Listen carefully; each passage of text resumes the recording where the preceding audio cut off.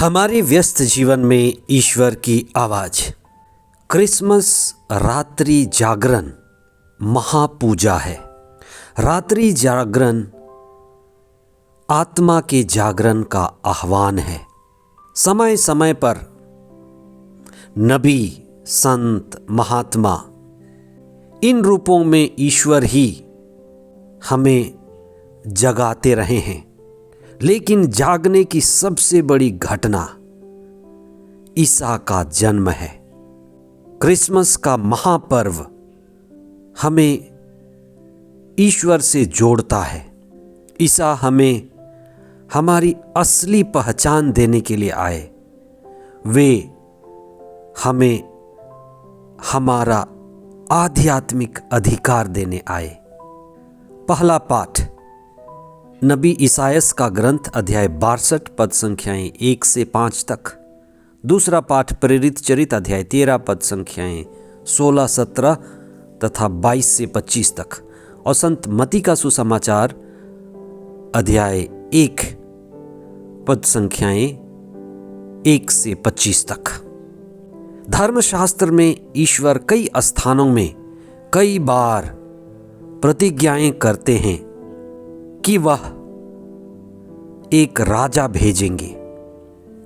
आज के पहले पाठ में नबी ईसायास के द्वारा अध्याय 62 पद संख्या 1 से 5 के बीच में ईश्वर का वचन कहता है कि तुमको एक स्वामी मिलेगा।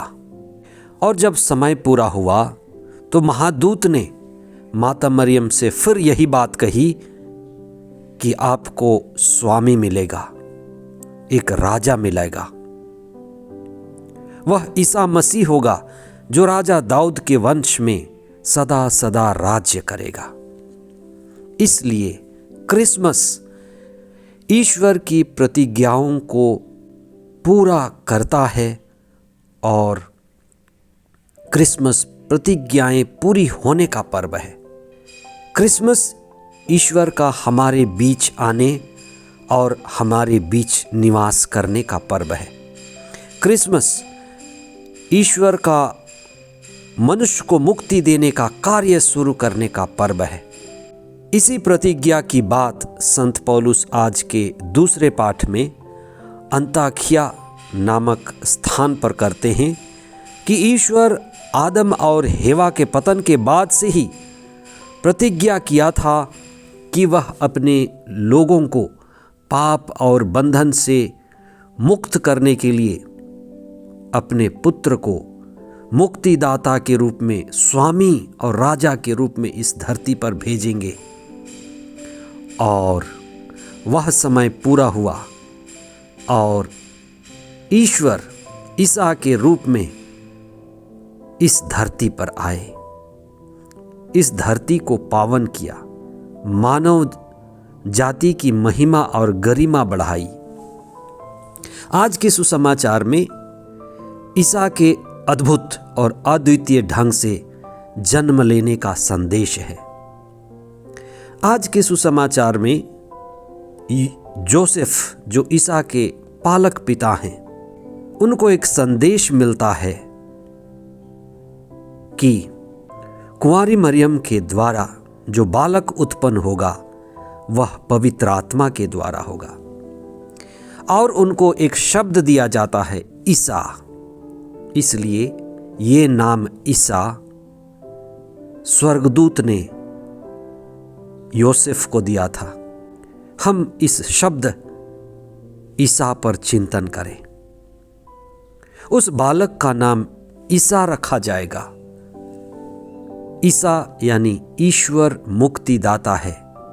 जीसस, जे सस, जे मतलब यहोवा, सस मतलब बचाता है। यहोवा ईश्वर बचाने वाला है, मुक्ति देने वाला है। वह अपने आत्मत्याग द्वारा, क्रूस बलिदान द्वारा, अपने रक्त से मानव जाति को खरीद लेगा। पुराने व्यवस्थान का जो यहोवा ईश्वर, जिसे धर्मशास्त्र शब्द कहता है, जो देह बना, वर्ड बिकेम फ्लैश, लोगोस, अव्यक्त शब्द निराकार शब्द, निर्गुण और दूर रहने वाला ईश्वर अब दूर नहीं रहेगा। वह सगुण रूप धारण करेगा, वह मानव रूप धारण करेगा, वह मानव भाषाएं बोलेगा, हमारे बीच होगा, चिन्ह, चमत्कार और शिक्षा के द्वारा हमें ईश्वर की ओर अभिमुख करेगा। शब्द देह भरकर शरीर रूप धारण किया, मानव रूप धारण किया और हमारे बीच निवास किया। इसीलिए उनके शिष्यों ने यही कहा कि हमने उसकी महिमा देखी है। और क्रिसमस ईश्वर के मनुष्य बनने की महिमा को देखना, अनुभव करना और जीना है। आज सारी मानव जाति उसी मुक्तिदाता, उसी मसीह जो ईश्वर के पुत्र हैं, हमें भी उसी ईश्वर के बेटे और बेटी बनने का मार्ग दिखाते हैं। इसलिए जब हम ये महाप्रार्थना में भाग लेते हैं, सम्मिलित होते हैं, क्रिसमस मनाते हैं, तो हम ईश्वर के साथ जुड़ते हैं। क्रिसमस मनाने का यही तो अर्थ है कि मनुष्य जाति ईश्वर के साथ जुड़ती है, रिश्ते को जानती है और मजबूत करती है। ईसा स्वर्ग से हमारे बीच आए कि हम स्वर्ग की ओर अभिमुख करें। ईसा हमें हमारी असली पहचान देने के लिए आए, हमें अपने आध्यात्मिक अधिकार देने के लिए आए। इसलिए क्रिसमस के इस महात्योहार में आप आनंदपूर्वक पूजा में भाग लें, प्रार्थना में भाग लें, ईश्वर के साथ जुड़ें और स्वयं को ईश्वर के साथ एक होकर अपना रिश्ता मजबूत करें। आप ईश्वर के बेटे हैं, आप ईश्वर की बेटी हैं। हमारा केवल ये सांसारिक परिवार या समाज नहीं है, हम स्वर्गीय पिता के बेटे और बेटियां हैं।